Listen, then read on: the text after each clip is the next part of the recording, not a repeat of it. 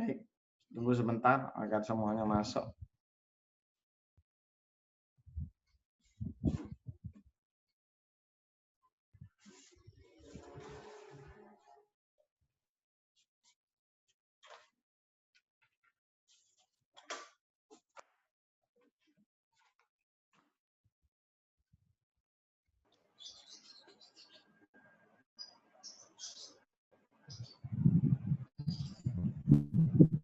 Baik, saya lanjutkan kembali. Tauhid ada satu, tauhid rububiyah. Tauhid rububiyah ini asalnya ketika robba yurabbi robban yang oleh orang Arab digunakan untuk menyebutkan tindakan seorang petani yang biasa memelihara padi dari kecil berupa benih yang kecil sampai dengan besar bisa dipanen. Disebut dengan murabbi. Pelakunya disebut dengan murabbi. Atau tanaman apapun itu dipelihara dari kecil sampai dengan besar bisa berbuah, bisa dipanen.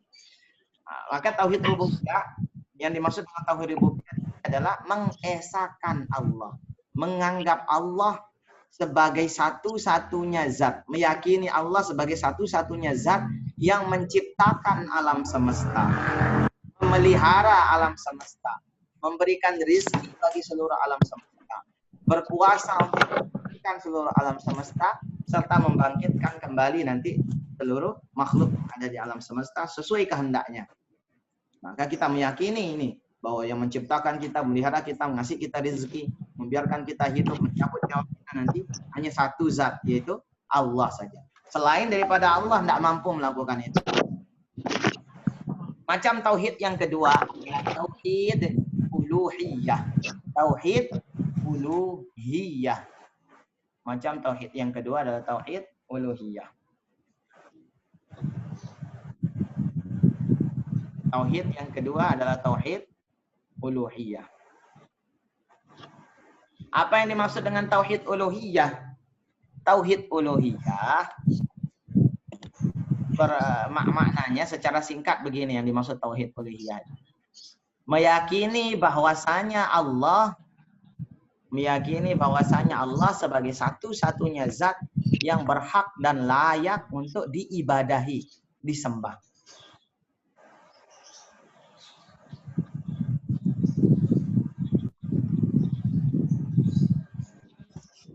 Uluhiyah, tauhid uluhiyah seperti itu tulisannya.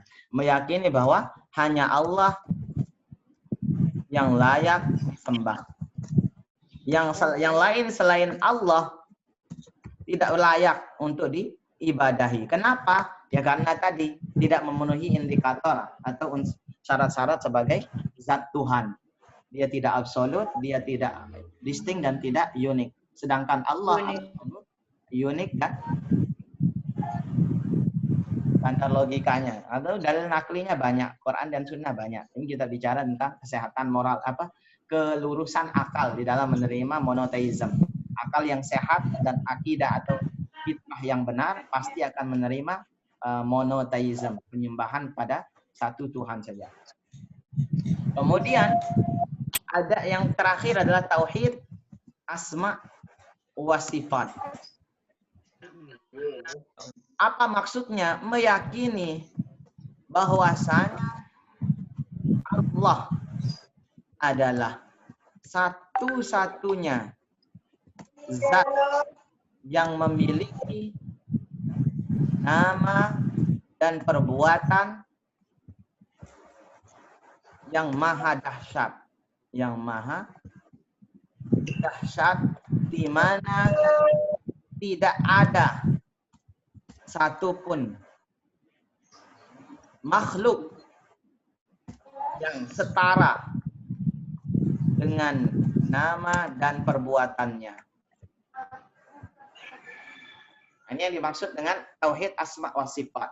Meyakini bahwasanya Allah adalah satu-satunya zat yang memiliki nama dan perbuatan yang maha dahsyat dan tidak ada satupun makhluk yang setara dengannya, baik dalam nama maupun dalam perbuatan. Oleh karenanya dalam Islam tidak boleh menamakan nama Tuhan kepada manusia. Contoh, ada bayi lahir dikasih nama Allah, langsung bayi itu lahir dikasih nama Allah, tidak boleh, hukumnya haram, wajib diganti namanya. Atau ada nama bayi lahir dikasih nama dengan nama-nama Allah. Diberikan nama Ar-Rahman, Ar-Rahim, Al-Malik, Al-Quddus, As-Salam dan sebagainya. Maka nama seperti ini tidak boleh diberikan kepada makhluk, kepada manusia maupun kepada selain manusia. Dia menjadi boleh jika diidhofahkan, jika ditempelkan dengan yang lain. Contohnya memberikan nama Abdurrahman, Abdul Khaliq, Abdul Samad, boleh. Baik. Dari ketiga macam tauhid ini kita akan lihat contohnya ya. Dalilnya surah An-Nas ya. Tauhid yang 3 tadi dalilnya surah An-Nas. Ini contoh tauhid rububiyah. Dialah Allah yang menciptakan alam semesta, bumi dengan seisinya. Dialah Allah yang menciptakan daun-daun, tumbuh-tumbuhan dan sebagainya. Kalau pertanyaannya begini, loh, bukankah agama yang lain juga meyakini hal yang sama bahwa Tuhannya yang menciptakan alam semesta dan sebagainya? Maka yang perlu kamu yakini dalam hati dan kamu timbang-timbang dengan Anda timbang dengan lihat jenis atau bentuk Tuhan yang kemudian mereka yakini atau diyakini sebagai pencipta alam semesta. Jika dia memiliki tangan, kaki, mulut, hidung sebagaimana yang dia miliki, maka pertanyaannya adalah jikalau ada manusia atau orang yang digambarkan seperti itu, dianggap Tuhan mampu menciptakan bumi, pertanyaan selanjutnya adalah mengapa Anda yang juga sama memiliki hidung, mata, telinga, tangan, kaki sebagaimana digambarkan mirip dengan tangan kaki Tuhan tersebut, kenapa kok Anda tidak bisa menciptakan alam semesta sebagaimana yang dituduhkan atau yang diyakini oleh orang lain, yang menuduh bahwa orang yang zat yang sama yang memiliki kaki, tangan, mata, hidung, bisa. Tolong suaranya itu dimatikan. Teleponnya itu suaranya mengganggu. Ya tepung-tepung daunnya itu. Siapa ini yang ngomong tepung-tepung daunnya?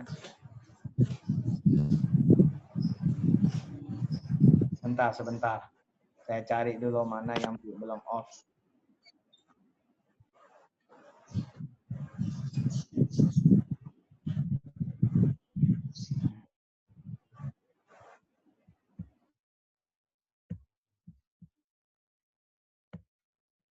Baik. Nah, ini contoh tauhid rububiyah. Semua yang menciptakan. Kalau kalian lihat gambaran alam seperti ini indahnya. Lalu gunung es yang seperti ini besarnya. Pertanyaannya, adakah orang atau zat yang lain yang bisa menciptakannya kecuali Allah saja? Adakah makhluk seperti manusia ini yang bisa menciptakan sesuatu yang sangat luar biasa indah seperti ini? Maka tidak ada yang menciptakan hal tersebut kecuali hanya Allah. Ini contoh tauhid uluhiyah, yaitu beribadah, menyembah kepada Allah, sholat, zakat, puasa, itu adalah contoh tauhid uluhiyah. Puasa, zakat. Tauhid nama dan sifat, ini contoh asmaul husna. 99 nama Allah. Kita yakini bahwa Allah memiliki nama dan sifat yang luar biasa, maha dahsyat, di mana tidak ada makhluk yang bisa sama nama dan perbuatannya dengan nama dan perbuatan Allah. Ini dia nama-nama dan sifat Allah.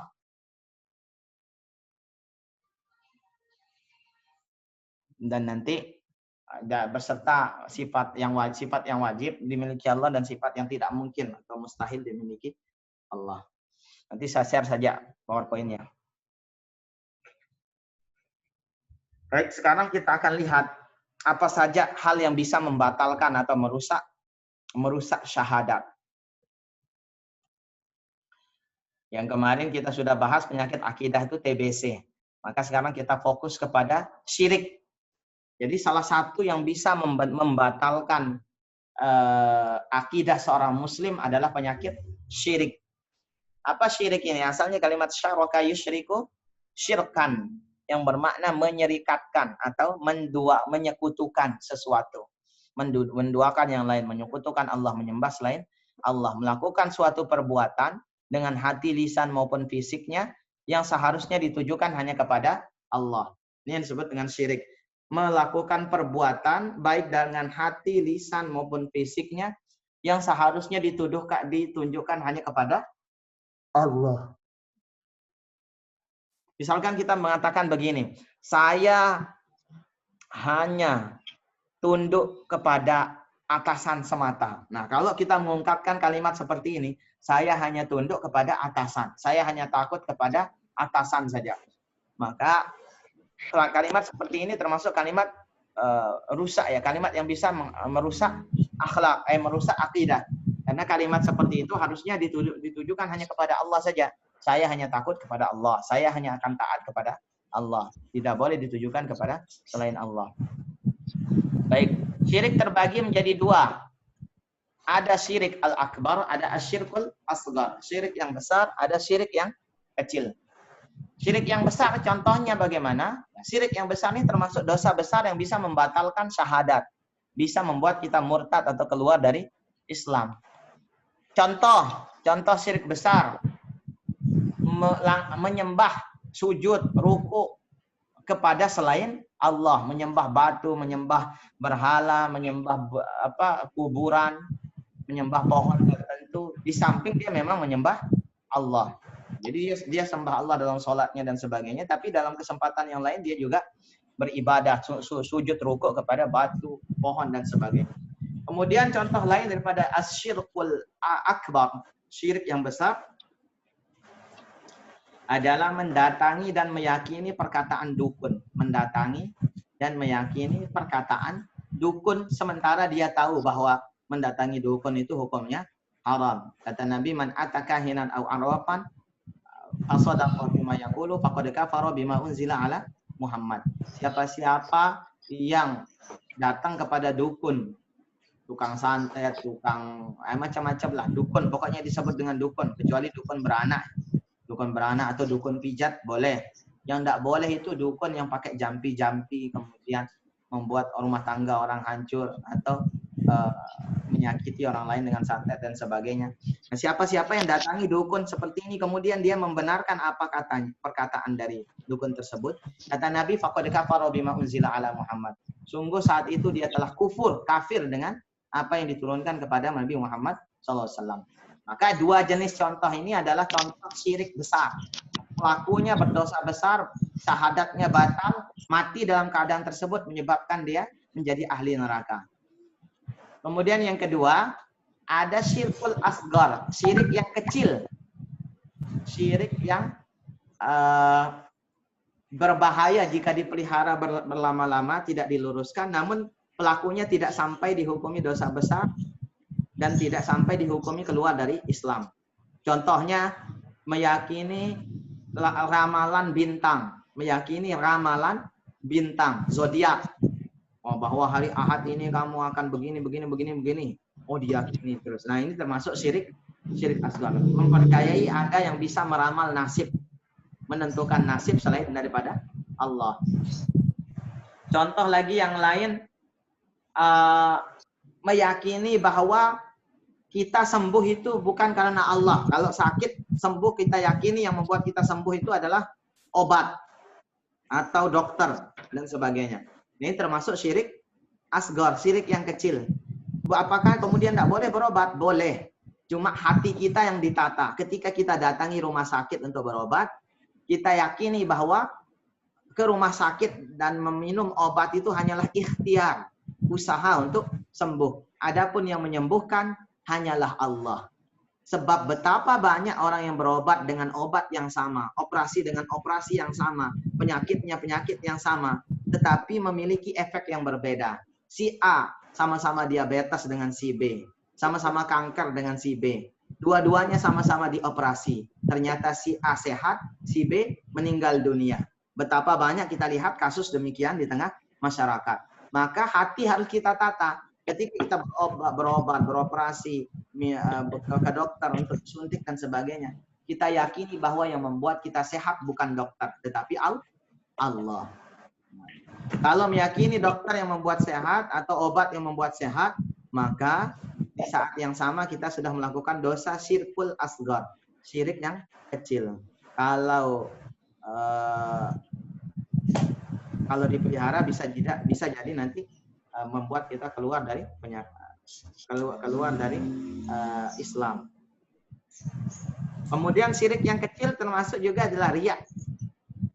Riya itu pamer ya.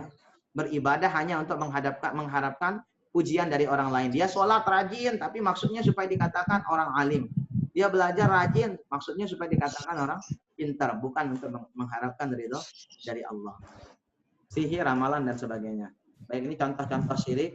Percaya pada keris, kemudian perimbon. Perimbon tahu perimbon, ramalan kejawen. Kemudian ini, percaya kepada dulu ada yang viral, air ponari.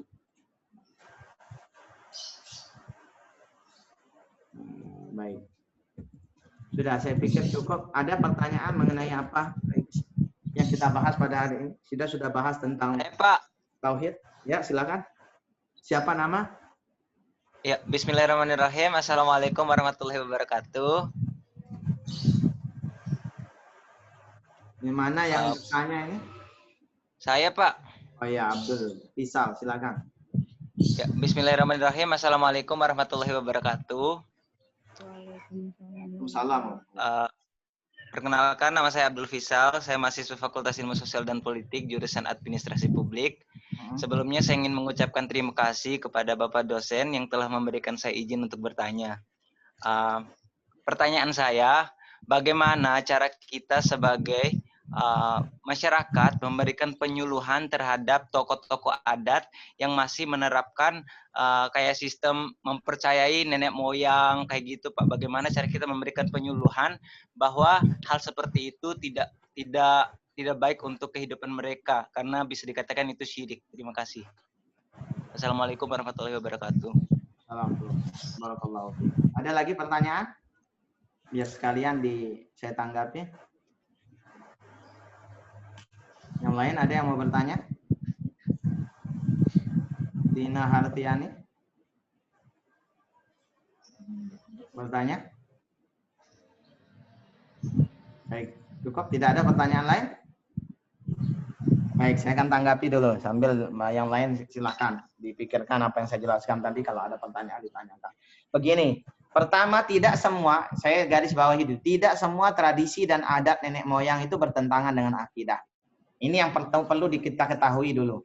Bagaimana kita memberikan pemahaman pada masyarakat? Satu yang perlu kamu ketahui adalah standar salah dan benar di dalam akidah itu. Jadi ketika kapan adat nenek moyang itu dinilai salah oleh akidah kita dan kapan dia dinilai sebagai sebuah budaya yang hukumnya mubah, boleh saja.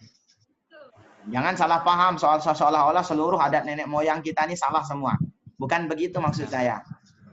Kita harus pandai. Kalau mau memberikan penyuluhan atau dakwah kepada masyarakat, amar ma'ruf nahi munkar, harus pandai-pandai menilai dulu mana adat yang harus diberantas, diganti karena betul-betul bertentangan dengan nilai agama, mana yang perlu dipertahankan karena sudah sejalan dengan nilai agama, mana yang berada di tengah-tengah, tidak bertentangan dengan nilai agama, namun bisa dirubah, dipoles supaya menambah nilai-nilai ibadah. Contoh begini, saya kasih gambaran ya. Adat Maulid Nabi ini bukan ajaran Islam tetapi adat. Ini ajaran nenek moyang. Pertama kali diajarkan oleh Salahuddin Al-Ayyubi, nenek moyang salah satu pemuka Islam yang dulu menaklukkan Konstantinopel. Jadi mengajarkan semangat untuk membaca kembali kisah-kisah Nabi Shallallahu Alaihi Wasallam. Maka kita lihat sekarang di daerah kita masing-masing. Maulid ini melayakan Maulid Nabi, hukum asalnya boleh-boleh saja karena adat. Nah, kapan adat ini harus diganti? Jika dia merayakan Maulidnya pakai dangdutan, dia rayakan Maulid pakai dangdutan, kemudian koploan, berjoget-joget antara laki-laki dan perempuan gabung, minum miras sambil sholawatan gitu, sholawatan sambil mabuk, maka ini tidak boleh diadakan, dibuang karena dia maksiat, bertentangan dengan agama. Di saat itu, kita sudah tahu standar, standar benarnya, ini haram, minum minuman keras haram, joget-joget seperti ini haram, tidak boleh berkumpul laki-laki dan perempuan lawan jenis yang bukan mahram, haram, tidak boleh. Maka ketika kita sudah menilai ternyata banyak hal yang haram dilakukan dalam adat itu, baru kita mulai dakwah. Yang kedua, jika maulid itu ternyata dilakukan dengan baik diisi dengan pengajian, zikir, doa, santunan kepada anak yatim, bersedekah kepada keluarga, tetangga, boleh. Bahkan sejalan dengan nilai-nilai agama, boleh jadi berpahala. Nah, jadi demikian, adat tidak selamanya buruk. Tapi kalau adat yang sudah jelas-jelas salah, contoh, pergi ke makam Luang Balok. Ada orang Sasak di sini? Tahu makam Luang Balok? Tahu, Pak. Nah, makam yang ada di pantai sana, Perumnas itu, Tahu, Pak. ya, Tanjung Karang. Tahu, Pak. Di sana adat masyarakat biasanya kalau ke sana ada pohon beringin besar di sana di Mataram ini. Biasanya diikat sana tali. Kalau ada keinginan tertentu dia akan ikat tali itu. Ya, mudah-mudahan saya bisa jadian dengan si A. Dia ikat pakai tali. Dia yakini kalau talinya tidak lepas maka akan ada saatnya betul-betul akan jadian dengan si A. Tapi kalau talinya lepas dia mulai galau, takut kalau si A tidak menjadi jodohnya. Ini contoh. Nah, ini adat yang salah dalam masyarakat. Harus dihapuskan, diganti dengan yang lain. Diganti, dihilangkan dari dari kehidupan sosial masyarakat kita. Sebab mengikat-ngikat pohon beringin seperti itu dengan keyakinan nasib, jodoh, rizki, itu telah bertentangan dengan akidah Islam. Di mana akidah Islam mengajarkan rizki, jodoh, maut semuanya ada di tangan Allah. Tidak ada makhluk satu pun yang bisa mengatur masalah rizki, jodoh maupun maut yang akan menimpa dirinya. Nah, jadi pertama, kalau mau dakwah kepada orang lain, tak ketahui dulu standar kebenaran yang ada dalam akidah Islam. Mana benar, mana salah. Yang kedua, kalau ternyata dia salah, dakwah. Karena dia orang tua, pemangku adat dan sebagainya, bil mau'izatil hasanah. Orang Islam, dalam Islam diajarkan standar dakwah itu begini. Ud'u ila sabili rabbika bil hikmah. Ajaklah tuh kepada jalan yang benar sesuai dengan yang dianjurkan oleh Tuhanmu, jalan-jalan Tuhanmu Allah, bil hikmah, dengan penuh hikmah, sopan, santun, tutur kata yang baik. Wal mau'izatil hasanah, tidak mempan dengan hikmah. Hikmah ini kadang ada yang mengatakan dengan praktek langsung. Kalau kita ingin mengajak orang lain sholat berjamaah, maka kita sendiri dulu harus langsung sholat berjamaah, mempraktekkan. Kalau kita ingin mengajarkan orang rajin baca Quran, kita sendiri harus rajin baca Quran, yang disebut dengan hikmah menurut sebagian tafsir. Yang kedua, wal mau'izatil hasanah, dengan menggunakan nasihat yang baik. Jadi kalau sudah tidak mempan dengan cara, misalkan kalau kamu berdakwah di tengah adat masyarakatmu, salah satu kamu berdakwah dengan hikmah adalah ketika diajak untuk berbuat tadi, misalkan pergi ke tempat yang penuh dengan kemusyrikan, kamu tolak. Saya mohon maaf, saya tidak mau ke sana. Ini namanya dengan hikmah. Kalau kemudian dia nanya, yo kenapa tidak mau? Naik kedua, mau idhatil hasanah, nasihati dengan cara yang baik. Karena dalam Islam begini-begini akidah yang benar itu. Yang apa yang kamu lakukan ini salah. Ini namanya nasihat yang baik. Kemudian tidak bisa juga mempan, lakukan langkah ketiga, wajadilhum billati wa ahsan. Debat. Ajak dia untuk melakukan diskusi yang ilmiah, kalahkan dia dengan argumentasi-argumentasi yang kuat terkait dengan akidah-akidah Islam yang benar dan kesalahan-kesalahan yang ada di dalam logika dia. Misalkan tadi, kok kamu mau menggantungkan rizkimu pada pohon, kamu ikat-ikat dia dengan keyakinan kamu akan dapat rizki dan jodoh. Kok bisa kamu yakini hal seperti itu? Kalau benar misalkan pohon itu bisa mendatangkan rizki, maka lihat sekarang.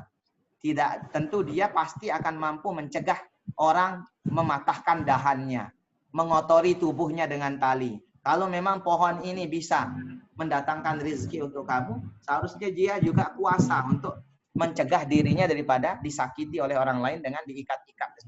Contoh diikat-ikat, dicoret-coret oleh orang lain, pohon itu diam saja. Bagaimana mungkin dia bisa mendatangkan rezeki untuk orang lain, sementara dirinya sendiri tidak bisa dia jaga. Nah, ini namanya jadilhum billati hiya ahsan. Ini 3 langkah. Nasihat, berikan contoh yang baik, nasihat yang baik, tidak mampu juga berikan argumentasi yang ilmiah. Tidak mampu juga kita lakukan itu, tidak bisa juga dilakukan langkah-langkah itu, maka kita lari ke hadis yang lain. Nabi SAW katakan, man ra'a minkum munkaran falyughayyir biyadihi. Siapa yang lihat kemungkaran, rubah dengan tangannya. Fa illam yastati' fa bilisanihi. Tidak bisa maka gunakan lisannya. Fa illam yastati' fa biqalbihi. Kalau tidak bisa dengan lisan, maka gunakan hati. Fadzalika adhaful iman. Maka merubah kemungkaran dengan hati ini adalah selemah-lemahnya iman. Merubah kemungkaran dengan hati adalah selemah-lemahnya iman. Nah, ini 5 langkah yang kita lakukan untuk berdakwah di tengah masyarakat terkait dengan keburukan akidah yang kita jumpai. Baik. Ada lagi pertanyaan? Allahu a'lam bishawab. Ada pertanyaan lagi? Saya, Pak. Silakan. Nah, baik, terima kasih. Jadi pertanyaan saya di sini. Terima kasih, Pak. Terus? Bagaimana cara kita meyakini pada umat manusia untuk tidak melakukan kesirikan? Seperti yang saya tahu bahwa masih sebagian besar umat muslim itu melakukan kesirikan. Padahal mereka itu tahu perbuatan itu adalah dosa. Terima kasih. Jadi prinsipnya pertanyaan tadi mirip dengan pertanyaan yang pertama ya. Jadi kalau kita ingin meyakinkan orang lain, tentu yang pertama kita harus miliki adalah ilmu tentang apa yang kita yakini. Jangan coba-coba berdakwah dan meyakinkan orang, sementara kita sendiri tidak mengerti apa yang kita yakini. Tidak tahu apa yang kita yakini. Kita yakin bahwa syirik itu dosa, tapi kita tidak ngerti bagaimana konsep syirik, sesuatu yang dianggap syirik oleh agama. Kita yakin bahwa kedukun itu dosa, tapi kita tak mengerti bagaimana ancaman yang ada dalam agama kita untuk orang yang melakukan perdukunan dan sebagainya. Nah, jadi hal yang tadi pertanyaan tadi sama, meyakinkan orang lain caranya gimana? Kamu buat dirimu dulu berilmu, pahami dulu betul apa yang akan kamu yakinkan kepada orang lain. Lalu dakwah, beritahu dengan cara yang baik, dengan meliputi 3 hal tadi. Contohkan yang baik, nasihati yang baik, debat dengan argumentasi yang ilmiah. Tidak mempan juga, lakukan langkah yang terakhir. Doakan dia sambil kamu di dalam hati membenci perbuatan tersebut dengan sungguh-sungguh. Doakan mudah-mudahan orang tersebut berhenti syirik. Kemudian kamu benci betul perbuatan syirik itu sebagaimana di dalam hatimu. Tidak ada, kamu tolak betul-betul perbuatan syirik itu. Jadi kamu anggap dia adalah perbuatan dosa besar, meskipun kamu belum mampu untuk melarang orang lain melakukan hal tersebut. Maka kata Nabi, fadzalika adhaful iman. Diam dalam kemaksiatan, diam dalam kemungkaran, tanpa mampu untuk melakukan perubahan adalah bentuk ekspresi iman yang paling rendah menurut Nabi Shallallahu Alaihi Wasallam. Baik, saya rasa cukup ya. Saya rasa cukup kuliah kita karena sudah jam 11 harus siap-siap Jumatan. Cukup kuliah kita pada pagi hari ini. Bermanfaat apa yang kita diskusikan dan mudah-mudahan kita semua terhindar dari penyakit-penyakit yang bisa merusak akidah kita. Dan mudah-mudahan semua orang yang ada di kelas ini, anggota grup ini, Allah berikan hidayah untuk tetap dalam tauhid, nanti dalam tauhid. Terima kasih atas segala perhatian. Kita akhiri dengan tasbih kepada majlis dan alhamdulillah. Subhanakallahumma bihamdika asyhadu an la ilaha illa anta astaghfiruka wa atubu ilaik. Assalamualaikum warahmatullahi wabarakatuh. Waalaikumsalam warahmatullahi wabarakatuh. Terima kasih, Pak.